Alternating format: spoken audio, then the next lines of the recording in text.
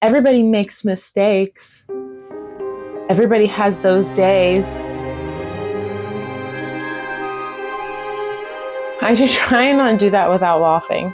Okay, hello everybody and welcome back to Naughty Escapes. Today we're talking about 7 things that I wish I knew sooner when I was younger. If you didn't know, I'm pretty prone to accidentally creating disasters, especially socially.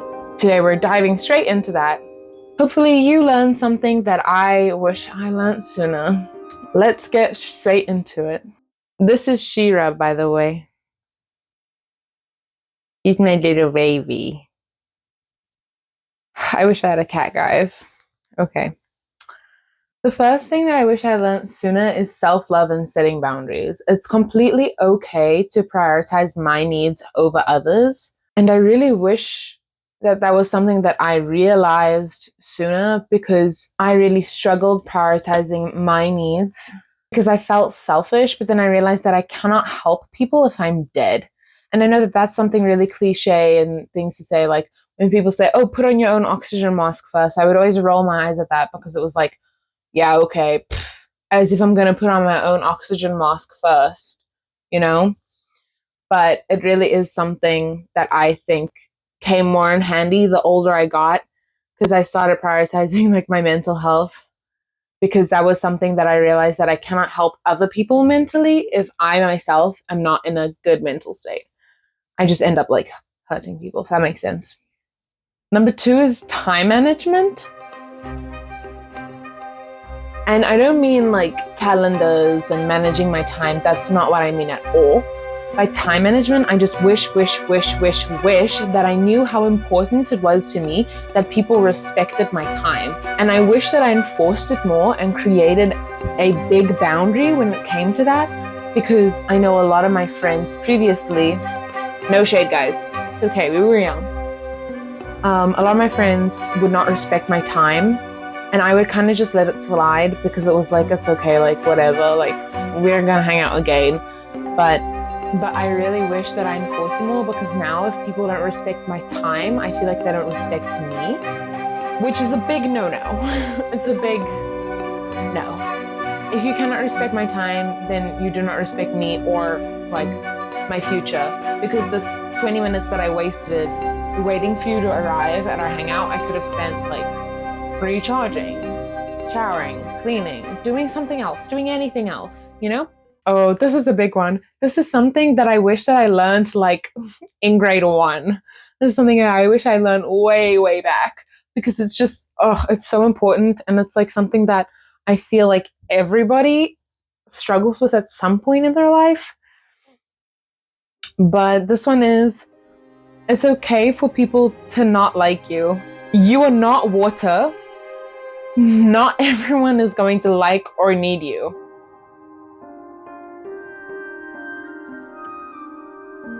Wait, that doesn't make any sense. You're not water, not everyone's going to like you.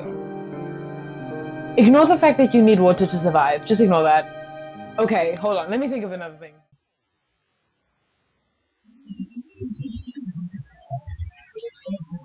You are not... Oh, gosh. What is something that everybody likes?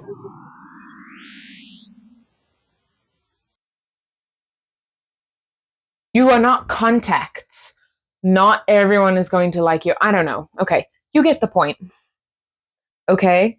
You are a cinnamon latte or a matcha tea or a blue Hawaiian cocktail. There is no way you're going to get everybody to like you. It's just one of those things that are just never going to happen. Deal with it. It's a little harsh, but it's the easiest way to put it, especially in today's society where people prioritize different things from when they did like 4 years ago. Everybody has different priorities, especially when they're looking for friends, or even if they're not looking for friends. So don't get offended if somebody doesn't like you or doesn't want to be your friend. You're not going to be everyone's cup of tea. Number 4. Okay.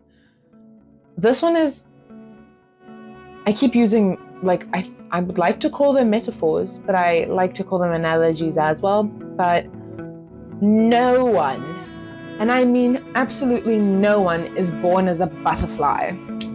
And when I say that, you're like, huh? What do you mean? No one is born as a butterfly? That's the dumbest thing I've ever heard.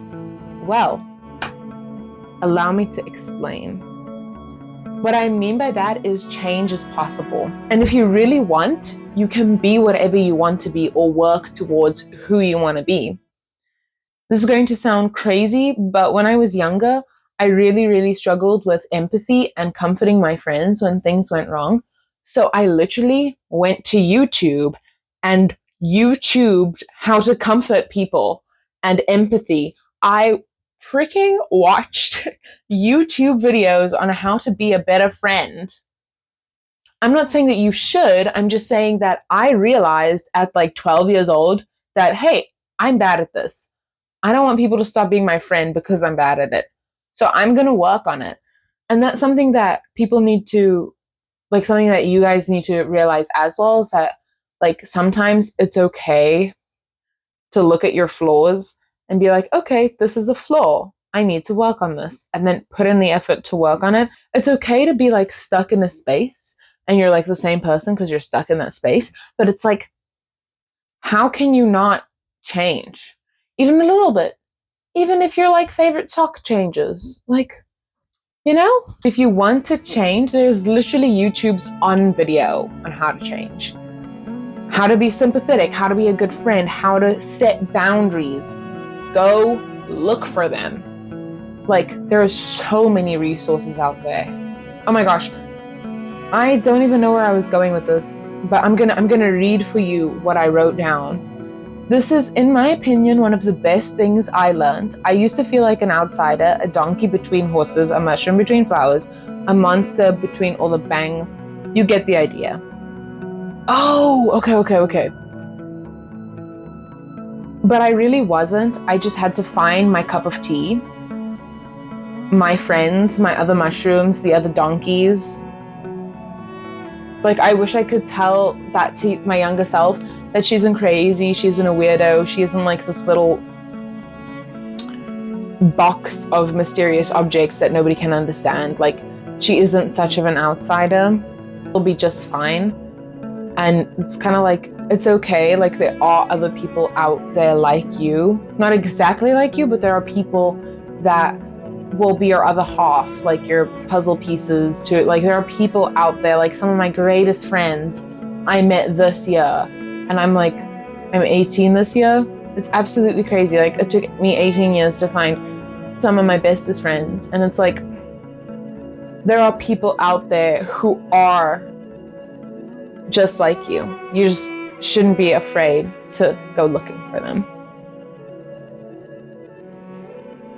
So my audio cut out halfway through in the previous video because my mic died. So we're back. I only had one tip left, so we're gonna go through that.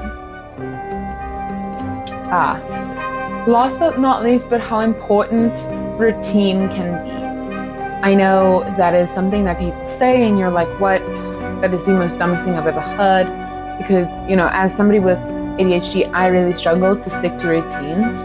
I mean, I genuinely do change it up almost every single day. But as long as I finish all the tasks I've set for myself within a time frame, then that's good enough for me. Especially if I give myself like 2 hours to get ready, like brush my teeth, clean my room, eat breakfast. I don't have to complete all of them, but as long as I'm ready by, let's say 10 o'clock, as long as I'm ready by 10 o'clock, then that's good enough. So thank you guys so much for watching. I really appreciate it. I hope that you learned something that I wish I learned sooner, or that this video was helpful to you in any kind of way, or you relate to it. The next video should be it'll either be my vlog or a video on comparing my dream morning routine to my actual morning routine. That might help you get ready for your day and help show you how chaotic my mornings can actually be. Goodbye and see you soon. Doodles!